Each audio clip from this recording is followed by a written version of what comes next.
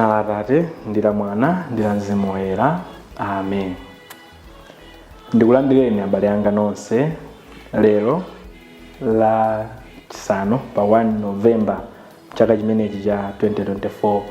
Ndipo lero tikulumikizana tikukondwera ndi mayi wathu Ekleziya pochita chaka cha ulemu, chaka chokumbukira, chaka chokondwerera oyera onse. Ndipo mawu athu oyamba achokera buku la Chivumbulutso mutu wa 7 kuyambira ndime ya 2 kulekeza 4 kudzayambiranso ndime ya 9 kulekeza ya 14.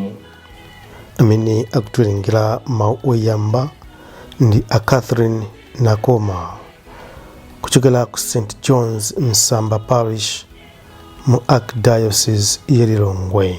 Mawu athu achiwiri tiwamva kuchokera mkalata yoyamba ya Yohane Oyera, 1 Yohane mutu wa 3 kuyambira ndime ya 1 kulekeza ya 3. Amene akutiwerengera mawu achiwiri ndi Abet Mwakabanga kuchokera ku St. Anne Gambula Parish mu Archdiocese ya Blantyre. Ndipo mawu amuthenga wabwino tiwamva kuchokera mu buku la Mateyu mutu wa 5 kuyambira ndime ya 1 kulekeza ya 12. Amene akutiwerengera mawu amthenga wabwino komanso kutigawira mawu ndi Reverend Father Gerald Malota kuchokera ku St. Teresa Tsangano Parish mu Diocese ya Dedza. Mawu a m'buku la Chivumbulutso. Ndidaona mngelo wina ali kukwera kuchokera kuvuma, ali ndi chizindikiro cha Mulungu wamoyo.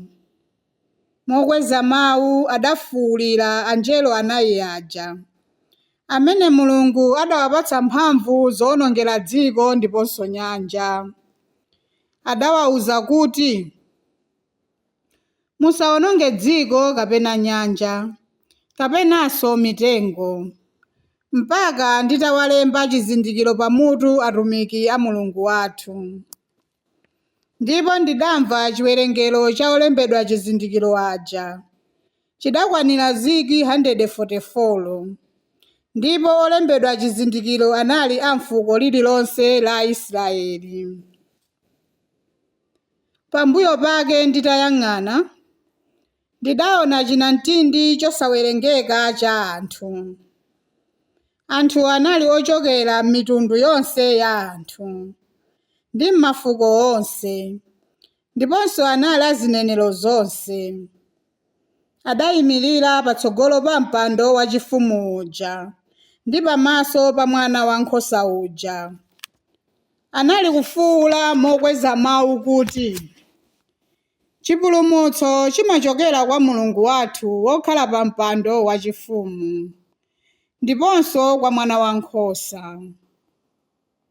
Angelo onse adayimirira pozungulira mpando wachifumu uja, akuluakulu aja ndiponso zamoyo zinayi zija. Angelowo adagwa chafufumimba patsogolo pa mpando wachifumuwo, napembedza Mulungu. Adati, Amen.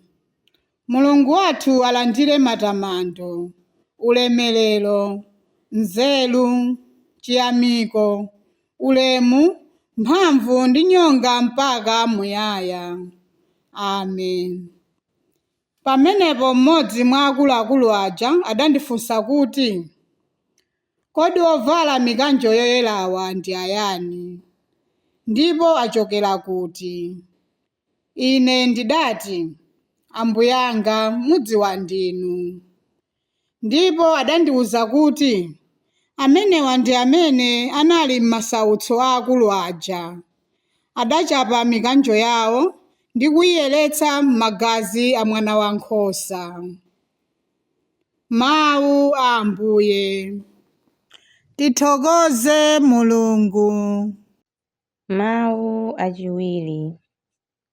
Mawu a nkalata yoyamba ya Paulo Oyera kwa Yohane. Onani kukula kwake kwa chikondi chimene Atate adatikonda nacho. Adatikonda kwambiri kotero kuti timatchedwa ana a Mulungu, ndipo ndifedi ana ake. Anthu odalira zapansi pano satidziwa ifeyo, chifukwa Iyeyonso sadandziwe. Inu okondedwa, ndife ana a Mulungu tsopano. Mulungu sadalionetsebe chimene tidzakhale, koma tikudziwa kuti Iye akadzaoneka tidzakhala ofanafana naye, pakuti tidzamuona monga momwe alili. Munthu aliyense amene ali ndi chiyembekezo chimenechi pa Khristu amadzisandutsa oyera, monga momwe Khristuyo ali oyera. Mawu a Ambuye. Tithokoze Mulungu. Ambuye akhale nanu. Mawu a Uthenga Woyera monga adalembera Mateyu. Ulemu kwa inu Ambuye. Pa nthawi yomweyo Yesu poona chikhamu cha anthu chija adakwera pa phiri. Iye atakhala pansi, ophunzira ake adamutsatira pomwepo. Kenaka adayamba kuwaphunzitsa adati, ngodala anthu amene ali osauka mu mtima mwawo, pakuti ufumu wakumwamba ndi wawo. Ngodala anthu amene akumva chisoni, pakuti Mulungu adzawasangalatsa. Ngodala anthu ofatsa, pakuti Mulungu adzawapatsa dziko lapansi pano kuti likhale lawo. Ngodala anthu amene akumva njala ndi ludzu lofuna chilungamo, pakuti Mulungu adzakwaniritsa zofuna zawo. Ngodala anthu ochitira anzawo chifundo, pakuti iwonso Mulungu adzawachitira chifundo. Ngodala anthu oyera mtima, pakuti adzaona Mulungu. Ngodala anthu odzetsa mtendere, pakuti Mulungu adzawatcha ana ake.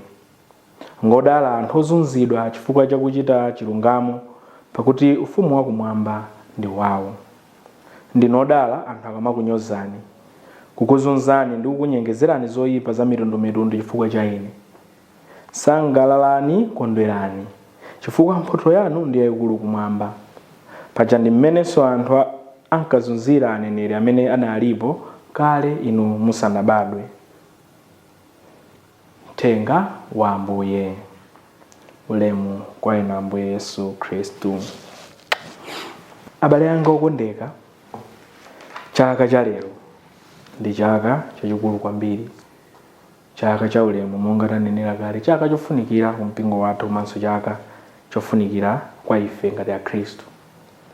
Ndi chaka chimene tikufuna tikondwerere anthu oyera onse amene amadziwika, oyera ena onsenso amene sadziwika, amene mwina mayina awo sitiwatchula nthawi ya litaniya, amene mayina awo sapeza malo pa kalendala ya pachaka ya mpingo, koma ndi oyera ndithu, Mulungu adawalandira pamaso pake.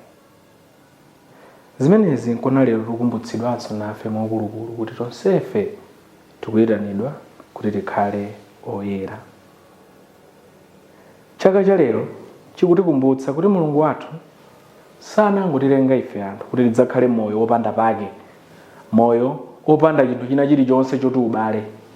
Ayi, kwa Mulungu anatilenga ndi cholinga kuti moyo wathuwo upindule pachina chake, utipindulire ifeni, upindulire anthu ena, komanso upindulire mpingo. Ndipo lerolo ifeyo akutiuza kuti tikuyenera kukhala anthu oyesetsa kuyera mtima, kukhala anthu abwino monga Atate athu alili abwino. Mauyamba muja kutionetsa tsogolo lathu, akutiuza za dziko limene tidzalilowe, dziko latsopano kumene kulibe mavuto, kumene kulibe imfa, kumene ifeyo tikakhalepo. Mawu achiwiri tikuwuzidwanso ndi Yohane uja kuti moyo umenewu umene tikumva mauyamba tayamba kale kukhala, tayamba kale kulawako zabwino. I've started already for testing the good things zimene zikutidikira kutsogoloko. Ifa Mulungu mchikondi chake amatonetsa ife zabwino. Ndipo Mulungu uyo anatiyitana ife tikhale ana ake a Khristu, tikhale pafupi ndi Iye. Ndipo kudzera mu zimenezi ifeyo tipindule kuti adzatipatse chipulumutso. tikhale angakhale odala pamene tili pansi pano. Koma pamene tayamba kale kusangalala pamene tili pansi pano, pamene tikudikirira kuti tidzakondwere ndi Mulungu mu ufumu wake, tidzakondwere ndi Ambuye mu ufumu wake umene akutikonzera ku phwando lakumwamba limene akutiyitanira, kuti kodi tikafikeko tikuti tikuyenera kutani, kuti ifeyo tikhale anthu odala, kuti moyo wathu udzakhale moyo obereka zipatso, moyo wokuti anthu azizaukamba ndi kufotokoza mmene tagundira mitima ya anthu angakhale mu njira zing'ono zosayembekezereka, mmene nthawi zina tidapereka ifeyo moyo wathu kwa anthu ena kuti anthu ena apindule nawo. Ifeyo kuti tinapereka bwanji mashodansi athu kwa anthu kuti agonepo ndi kulira, kukhetsa misonzi chifukwa cha mavuto awo, ndipo ifeyo tidayesetsa bwanji kuti mavuto a anthu ena achepe malo mwaonjezera anthu amenewa mavuto. Ndi kudzera mabiyariyo amene tawamva maphunziro apapiri aja Ambuye Yesu Khristu atiuza kuti tiyenera kukhala anthu opirira, ndipo atiuza kuti kodi munthu odala ndi otani. Atiuzatu kuti munthu odala ndi munthu amene ali osauka mu mtima, anthu amene akumva chisoni, anthu amene ali ofatsa, anthu amene akumva njala ndi ludzu lofuna chilungamo, anthu amene akuchitira anzawo chifundo, anthu amene ali oyera mtima, anthu amene ali odzetsa mtendere, anthu amene amalolera kuzunzidwa ndi kuneneredwa zinthu zoyipa chifukwa cha Mulungu, anthu amene amaloledwa kunyozedwa, anthu amene amavomera angakhale kunenedwa zambiri ndi anthu koma sataya mtima, kusemeredwa zinyawo. Anthu amenewa ndi anthu odala. Choncho Ambuye Yesu Khristu akutiuza kuti tiyere mtima, kuti tikhale anthu odala, sizikutengera kuti tichite chinthu china chake chodabwitsa, kuti tichite mirakuli ina yake yozizwitsa, chinthu chachikulu chosayembekezereka. Koma angakhale mmoyo mwathu mu zinthu zing'ono zimene timachita, zinthu zazing'ono zimene ifeyo timachitira anthu ena, timakhala anthu odala. Ndiye ndi mawu otilimbitsa mtima enafe mwina timangozunzika pa mavuto athu, sitionamo zinthu zabwino, koma titokhala odala tisakudziwa. Ndiye ndithu pamene tili pansi pano tiyeni tiyesetse kukhala anthu odala. Pamoyo wathu tsiku ndi tsiku tiziyesetsa kuchitirana zinthu zabwino. Timatero kuti ngati anthu ofe tikudziwa kuti sitingathe kuwachitira anthu ena chinthu chabwino, pali zinthu ziwiri tikumene tikuyenera kuchita. Koyamba, tisawachitire chinthu choyipa. Ngati sitikakwanitsa kuchita chinthu chabwinocho, kuti bwino tisawachitire chinthu choyipa. Ndipo kachiwiri, ngati sitingathe kuwachitira anthu ena zabwino, ndikuli bwino tisawachitire chilichonse, tingowasiya moyo wawo uziyenda. Koma nthawi zina anthu ofe timaona kuti moyo mwathu timazilephera zimenezi, timalephera kukhala anthu odala motere, kubweretsa mtendere kwa anthu ena, kubweretsa umodzi pa anthu ena. Chifukwa ena afenso mwina tikakhala pamalo kwathu ndi kugawitsa anthu, kwathu ndi kudanitsa anthu, kwathu ndi kudzala maudani. Koma tikhale anthu odala pochita zinthu zabwino. Ndipo tikaterenso lero kuti nkhondo imeneyi imenye bwino, tiwapemphe Oyera onse amene ni nkhoswe zathu, azitinenera kwa Mulungu, azitithandiza kwa Mulungu, kuti nafenso tikayesetsa kuchita bwino pansi pano tikalumikizane nawo kumwamba. Imeneyi ikhale pemphero lathu nthawi zonse. Amen.